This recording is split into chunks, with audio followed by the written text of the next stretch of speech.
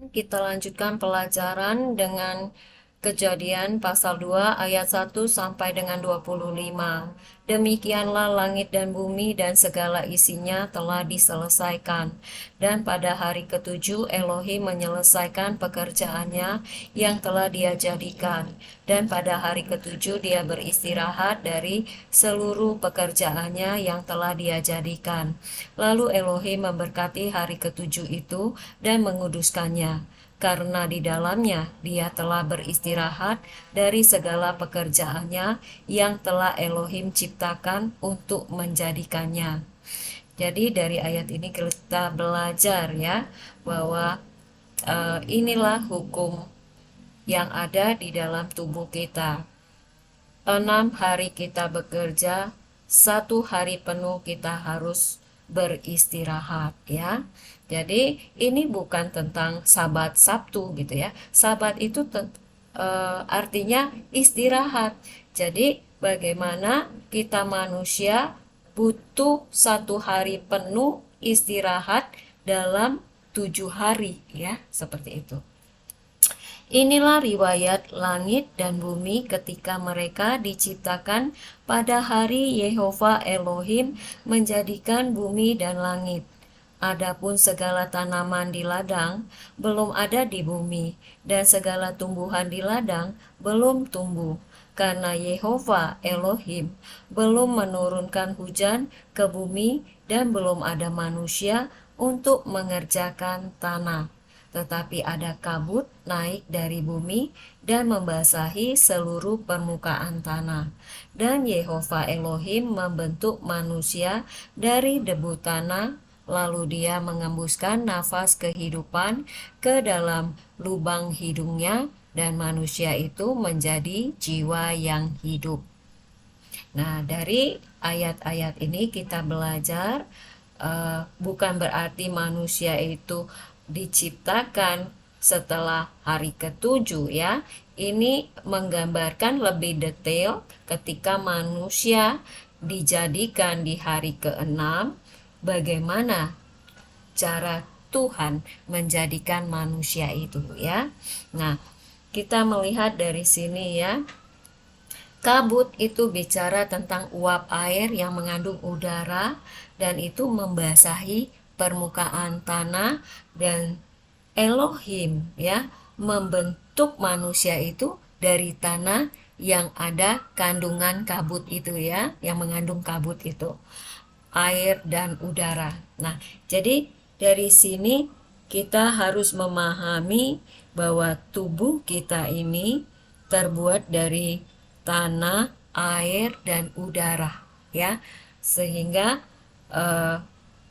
firman Elohim, yaitu yang sudah di dalamnya itu ada hukum-hukum, ketetapan-ketetapan, peraturan-peraturan yang mengatur sistem bumi ini ya, sistem langit dan bumi ini itu ada di dalam tubuh manusia ya, sehingga kita akan melihat bagaimana hukum-hukum, ketetapan-ketetapan, peraturan-peraturan Tuhan yang mengatur langit dan bumi ini dan isinya, itu juga lah yang mengatur sistem tubuh manusia ya.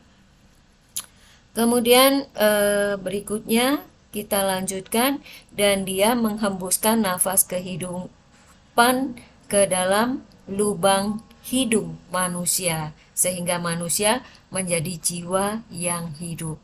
Nah, jadi nafas Elohim itu juga dapat disebut roh Elohim ya. Nah, itu dia hembuskan ke dalam lubang hidung Adam, sehingga Adam menjadi jiwa yang hidup ya. Nah, jadi dari sini kita belajar bahwa di dalam tubuh kita ini ada daging ya, ada roh, ada jiwa ya. Jiwa itu adalah pikiran hati. manusia ya. Nah, jadi kita akan belajar bagaimana jiwa Adam ini ya, sebelum jatuh dalam dosa, jiwa Adam ini serupa dan segambar dengan Elohim ya. Mengapa saya bisa katakan demikian ya? Karena walaupun manusia itu jatuh dalam dosa, sebenarnya rupa dan gambar Elohim itu ada ya, tapi rusak gitu. Nah, rupa dan gambar Elohim itu adalah daya pikir, daya cipta ya. Seperti Elohim ya, dia memiliki daya cipta yang luar biasa. Nah, manusia itu juga memiliki daya cipta ya. Makanya kita melihat ya bagaimana manusia menggunakan eh, ciptaan-ciptaan Elohim itu menjadi peralatan, produk-produk yang membantu kehidupan mereka ya, seperti itu. Kemudian kita lanjutkan ke ayat 8. Lalu Yehova Elohim menata sebuah taman di Eden di sebelah timur, dan di sana dia menempatkan manusia yang telah dia bentuk. Dan Yehova Elohim menumbuhkan dari tanah segala pohon yang disukai untuk penglihatan dan baik untuk makanan, juga pohon kehidupan di tengah-tengah taman itu, serta pohon pengetahuan baik dan jahat. Dan dari Eden ada sebuah sungai yang mengalir untuk mengairi taman itu, dan dari sana ia terpencar dan menjadi 4 hulu. Nama yang pertama adalah Pison.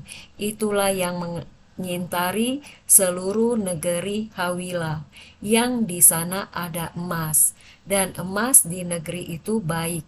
Di sana pun ada damar dan batu akik. Dan nama sungai yang kedua adalah Gihon. Itulah yang mengintari seluruh negeri Kus. Dan nama sungai yang ketiga adalah Hidekel. Itulah yang menyusur di sebelah timur Asyur. Dan sungai yang keempat itu adalah Efrat. Dari firman Tuhan ini kita belajar ya, jadi yang menata ya, jadi menata Taman Eden itu Elohim itu sendiri ya. Taman Eden itu ada di atas muka bumi, dan di sini Elohim menunjukkan ya, kira-kira dia ada di daerah mana dari bumi ini gitu ya.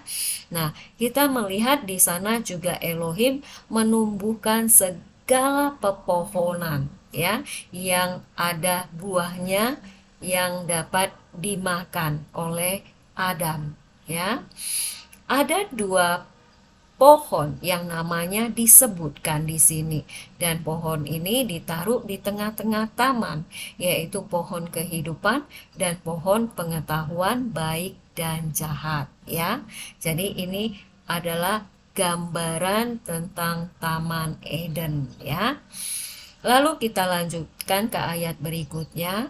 Kemudian Yehova Elohim mengambil manusia itu dan menempatkannya di Taman Eden untuk mengerjakannya dan memeliharanya. Dan Yehova Elohim memberi perintah kepada manusia dengan berfirman, dari segala pohon di taman ini engkau sungguh boleh memakannya, tetapi dari pohon pengetahuan baik dan jahat engkau tidak boleh memakannya, karena pada hari engkau memakannya engkau sungguh akan mati ya. Jadi dari ayat ini kita belajar, setelah Taman Eden jadi, Elohim mengambil manusia itu dan menaruhnya di Taman Eden ya. Nah, kita melihat di Taman Eden Elohim memberi tugas kepada manusia untuk mengerjakan dan memelihara Taman Eden ya. Jadi dari sini kita belajar tugas kita manusia ya.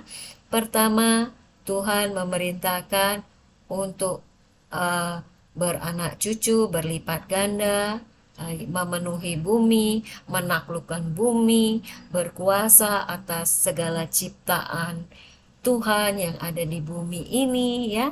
Dan kemudian waktu di Taman Eden, Tuhan memberi tugas kepada manusia untuk mengerjakan dan memelihara Taman Eden yang ada di bumi ya. Nah, seperti itu. Nanti kita akan memahami tugas-tugas yang Tuhan berikan kepada kita manusia ini ya, bahwa ternyata nanti Taman Eden ini adalah tubuh kita ya, seperti Tuhan menjadikan langit dan bumi, dan itu diatur oleh hukum-hukum ketetapan Tuhan, dan Tuhan pun membuat tubuh kita ini dari tanah di bumi ini, dan hukum-hukum ketetapan yang sama berlaku atas tubuh kita. Jadi sesungguhnya bumi itu adalah tentang tubuh kita ini juga ya. Tubuh kita ini adalah bumi yang harus kita pergunakan untuk melakukan tugas kita, yaitu untuk beranak cucu, berlipat ganda, lalu kita menaklukkan ya bumi, menaklukkan diri kita dulu ya. Diri kita ini harus kita taklukkan ya. Kita melihat manusia di zaman sekarang, mereka sendiri tidak bisa menaklukkan ya kuasa daging mereka ya. Mereka tidak bisa menaklukkan itu sehingga mereka jatuh dalam dosa. Kemudian kita belajar juga di sini ya, bagaimana nanti kita akan belajar ya dari Tuhan Yesus, dari firman Tuhan, bahwa kita harus mengerjakan dan memelihara tubuh kita ya. Kemudian di sini kita melihat satu perintah Tuhan kepada manusia, kepada Adam.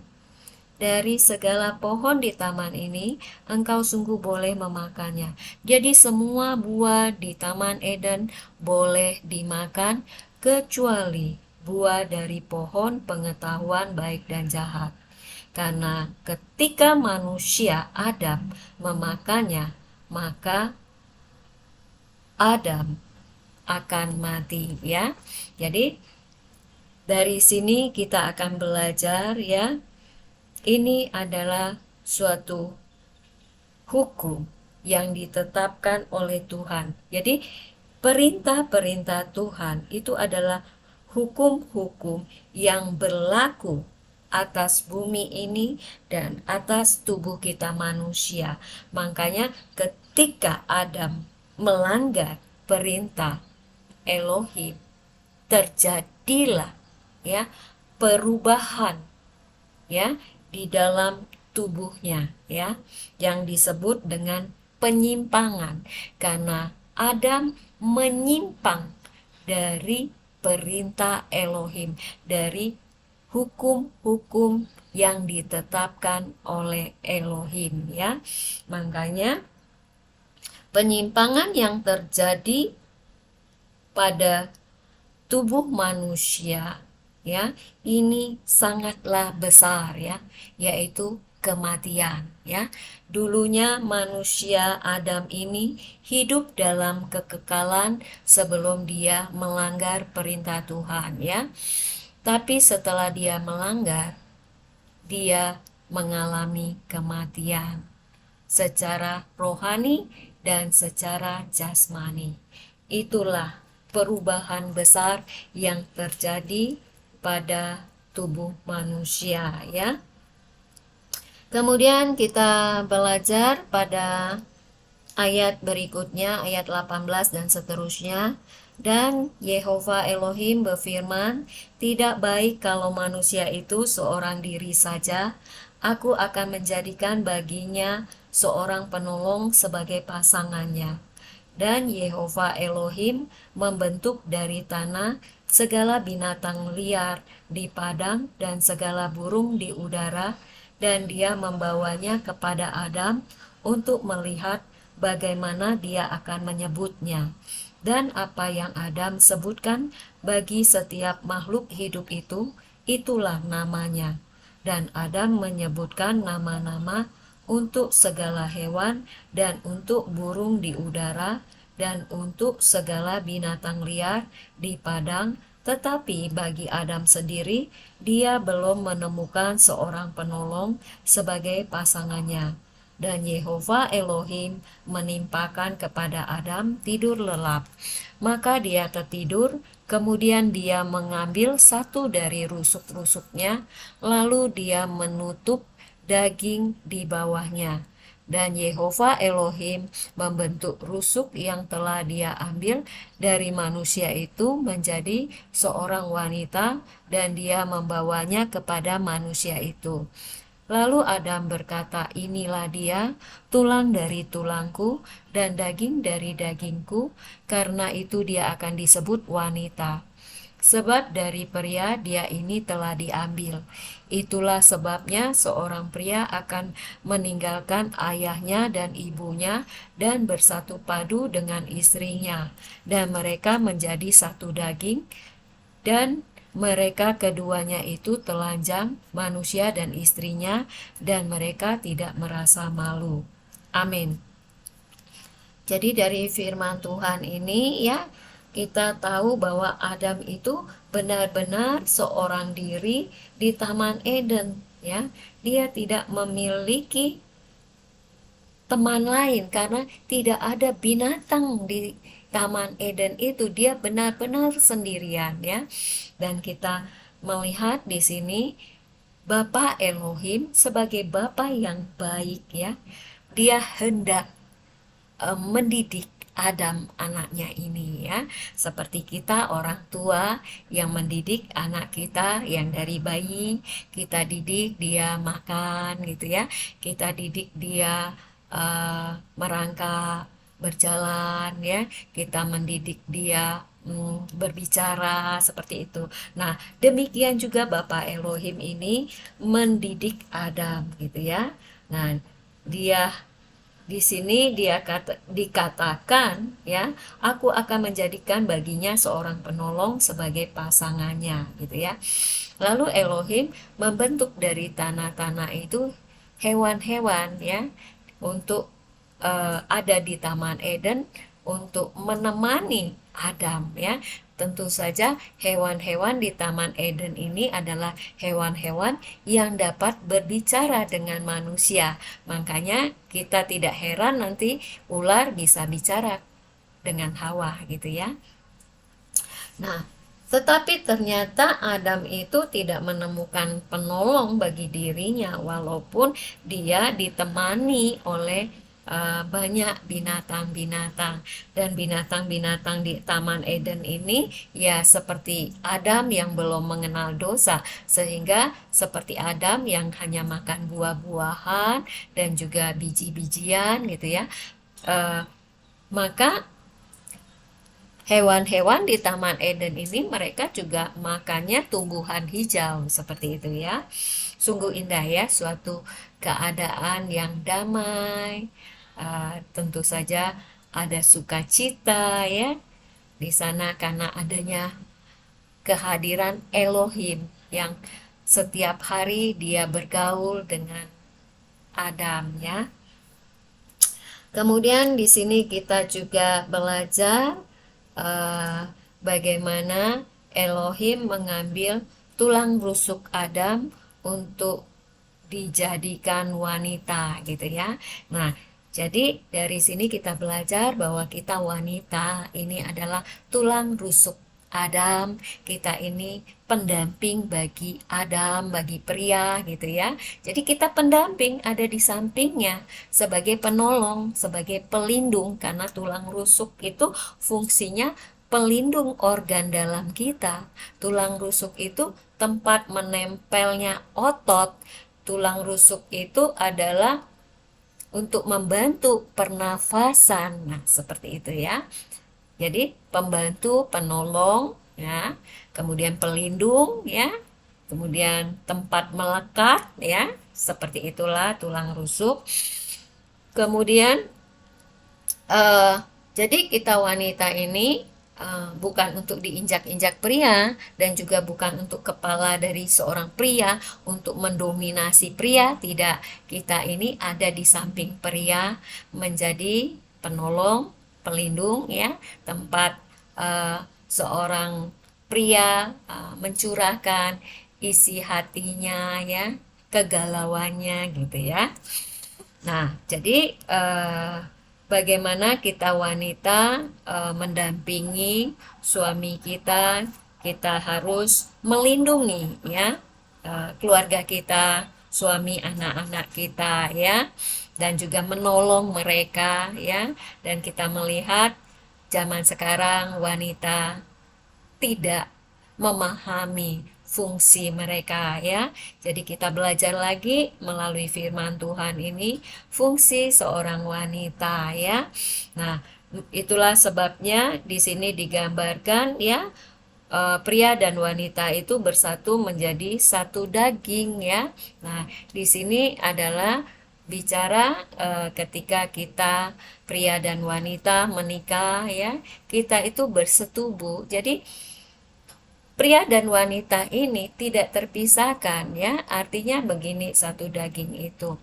Seorang wanita, roh yang menguasai tubuhnya itu akan tertransfer pada suaminya. Sehingga sebenarnya kalau kita mau menyadarinya, ya, bahwa sesungguhnya saya itu adalah gambaran dari suami saya, dan suami saya itu adalah gambaran dari saya, ya, karena saya menjadi satu dengan dia, gitu ya.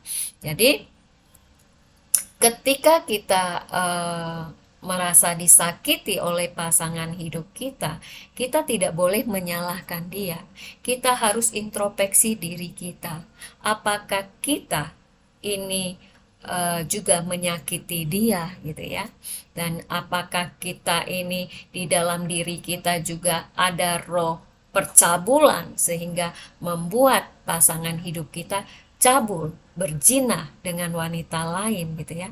Karena kadangkala kita itu tidak memahami firman Tuhan dengan benar, ya.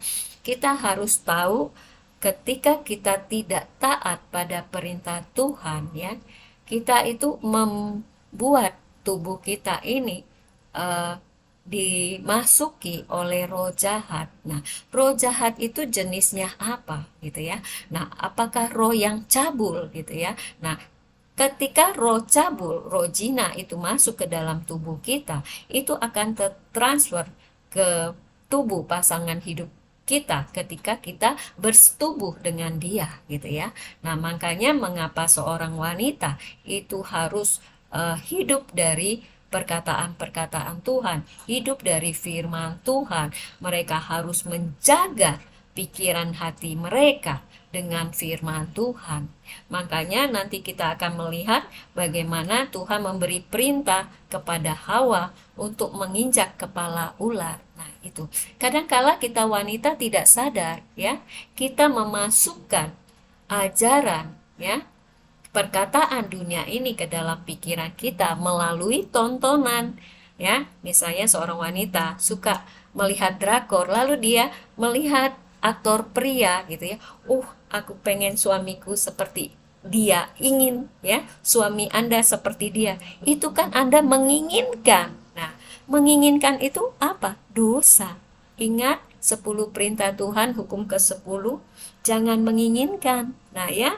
Nah, Anda sudah memasuki roh cabul, roh jina ke dalam diri Anda, karena Anda sudah berzina dalam pikiran hati Anda dengan aktor yang Anda lihat, yang Anda sukai itu. Nah, seperti itu. Makanya Anda mentransfernya kepada suami Anda, sehingga akhirnya suami Anda berzina, selingkuh, ya, seperti itu. Jadi sekali lagi, seorang wanita itu harus benar-benar menjaga kekudusan hidupnya, pikiran, hati, perkataan, perbuatannya, ya, sehingga dia akan mentransfer ke suaminya roh yang sama, yaitu Roh Kudus ya. Kemudian dari sini kita juga belajar ya, di sini digambarkan seorang pria akan meninggalkan ayahnya dan ibunya.